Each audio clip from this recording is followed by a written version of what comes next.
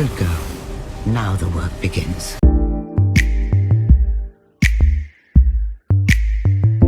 Hi, my name's Rachel, and today I'm going to be breaking down the final Shadow and Bone trailer. There's a lot going on here in the 2.5-ish minutes, not just with visuals, but also with dialogue, and it gave us our answer as to how they are combining the timelines and the plot of the Shadow and Bone book with the Six of Crows book. We have a lot to talk about, but before we get into it, please hit that like and subscribe button so you can keep up to date with all of mine and my husband's Shadow and Bone content. All right, let's get into this trailer. I will be discussing things that happen in the books, so spoiler warning if that matters to you. So it starts off with this person, presumably a soldier, who is running away from the skiff containing Alina and Mal in the Shadowfold, which, if you've read the books, you know is a swath of darkness filled with monsters that cuts the country of Ravka in two. The passengers on the sand skiff are being attacked by the Volcra, which are the monsters who live within the fold. And of course, this is where our main character, Alina, first comes into her powers. This guy explains that he saw Alina summon the sun, which, although there are people with powers in this world known as the Grisha, there is no known sun summoning power, making Alina very special and possibly the key to destroying the Shadowfold. Alina is called before the Darkling, who is the head of the Grisha army. In the show, he is called General Kerrigan, and he is the only person capable of summoning and manipulating shadows. So he is interrogating her and then amplifying her powers. He draws them out of her to everyone's shock, including Alina's. The next thing we see is Kaz Brekker telling Inez she's real, which is our first clue ever that they've combined the timelines rather than going the route they did with The Witcher, where they separated the timelines and then later showed you how they line up. The next things that we see are not exactly matching up to what the Darkling is saying in the background, and at the same time, he says there are enemies threatened by her mere existence, which is explaining that there are the Fjordans, which is the country to the north of this continent, who believe that the Grisha are abominations, and then to the south there are the Shu, who have experimented on the Grisha. All of them will be looking to get their hands on a sun summoner, considering that Alina is the first of her kind. We also get this iconic shot, presumably of Ravkins and either the Fjordans or the Shu fighting, as there's been an ongoing war between the countries. Then we see Mal with Alina telling her that everyone will be after her, and I believe she might be wearing a scarf at this point, which means that underneath she'll be wearing the antlers of Morozova's stag, which is an amplifier for her powers, and this means that it is likely one of the last episodes of the season, if not the very last episode of the season, where Mal and Alina will escape across the seas, so she won't be used by anyone for her powers. Next, we see the Crows, and this is where things get super interesting, explaining that not only will the Shu and the Fjordans be after Alina, but they combine the timelines by putting a bounty on Alina's head for 1 million Kruga and having the Crows go after her. This is very exciting, and I think it's the perfect way to combine the timelines, even though they're going to have to change some things. For instance, we see Inez here with her knives, and in the book she is known for her faith in the saints and that being very important to her. And at the time of the Six of Crows books, Alina is considered a saint and is presumed dead, and Inez actually has named one of her daggers after Sancta Alina.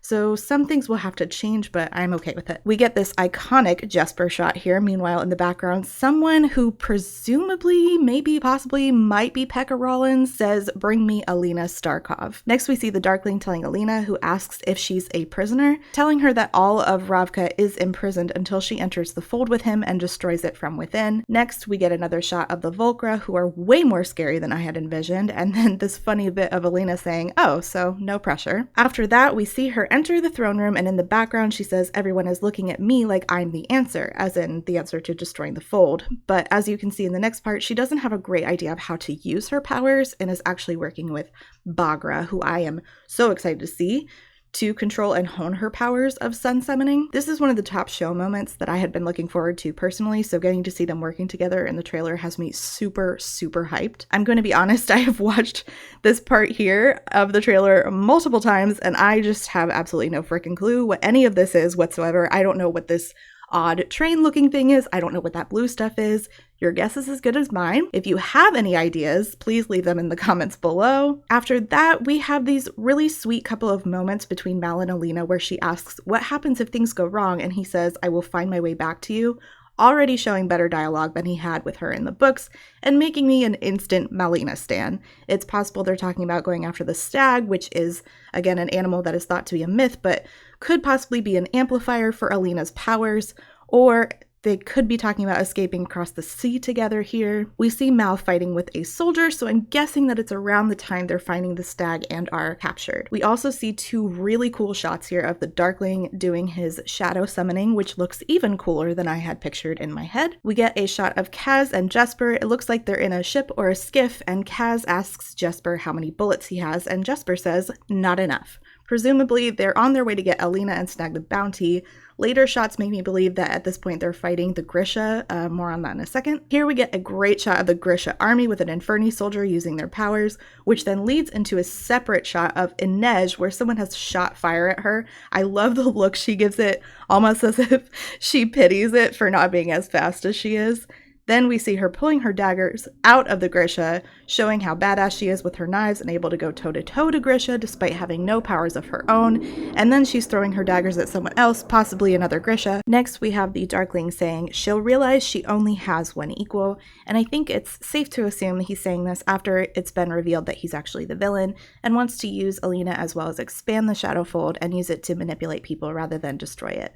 Meanwhile, we're being shown her and Mal, I believe, encountering the stag for the first time, and then it switches over to the throne room where the Darkling shows his shadow summoning power. He goes on to say, there are no others like us, and there never will be. Next, and this is so exciting, we get this fantastic shot of Zoya Nazialensky using her powers. I think everyone is really dying for more Zoya, Nina, and Matthias content, and they've been majorly holding out on us. We also get our first glimpse of the master of creepiness himself, the Apparat, who tells Alina, you have no idea how much larger a role you have to play, ominous as always, which then leads into this fantastic shot of Alina meeting the stag, booping its nose and seeing that it does indeed amplify her powers. So right after this is where we get a succession of very fast images that you have almost no time to register. So let's go ahead and break it down. First, we see this, and honestly, I have no idea who that is or what they're doing, so let's move on. After that, we see an Inferni soldier, assuming that this is the same one Inej K-worded earlier in the trailer. Then we finally see everyone's favorite oaf, Matthias Helvar, sitting in a prison cell, assuming that this is him sitting in Koff prison after Nina lied to get him arrested. He looks up, and who is it but my wife, my main squeeze, the light of my life, and the bane of his existence, the iconic Nina Zenik, looking like she walked straight out of my dreams. I'm not sure how they're weaving together their story in with the other crows at this point. It's possible they're taking Nina and Matthias to go grab Alina, or maybe they're staying entirely separate. Matthias only appears in one episode this season, so I'm guessing it's the latter option. We get this super fast yet amazing shot of Inej, and honestly, I would be fine if the entire season were just 8 hours of Inej being a bad bitch displaying her incredible talents. Next, we see some shots of the crows doing crow shit, and then Mal running after Alina and breaking my heart after she's initially being taken to the palace. Alina is seen here on the floor reaching for someone, presumably Mal, and I think this is the final episode where the Darkling will take them into the Shadowfold and force Alina to use her powers and threatens Mal's life. Then we get a quick couple of shots of Alina and Mal as kids together as they grew up as orphans together and have always been best friends. Last but not least at all, we get these amazing shots of Alina using her powers. And that is it for the trailer, but executive producer Eric Heiser was nice enough to give us some great bonus photos that I'll go through with you. So first up, he gave us this great shot of David Kostick, and it says, "Look at that face, I wonder what he's thinking of. Jenya." So I'm a little surprised that they didn't put glasses on David, because he's described as a little bit more nerdy than he appears here. Which, and when I say as he appears here, what I mean is he looks super fine. So anyway, the next one we get is Zoya, and it says Zoya, Miss Steal Your Man. And yeah, that is true. This woman is my husband's other wife. So yeah, that's relatable. She looks fantastic. I'm so excited to see her on screen. The next one we got is Fedyor and a crew of other Grisha about to literally break some hearts and maybe set them on fire. I cannot wait to see all of the Grisha powers on screen. The next one, it says alert, alert. Lee is in this photo, too early for a Where's Bardugo. And if you zoom in, she is to the left, wearing a purple kefta. And then the last one that we got are Inej, Jesper, and Kaz together. It looks like they might be in a ship. they're doing some sort of heist shit. I think that that's safe to assume. So that is all I have for you today. Leave your thoughts in the comments below. Make sure to like and subscribe for more Shadow and Bone content, and I will see you next time. Bye!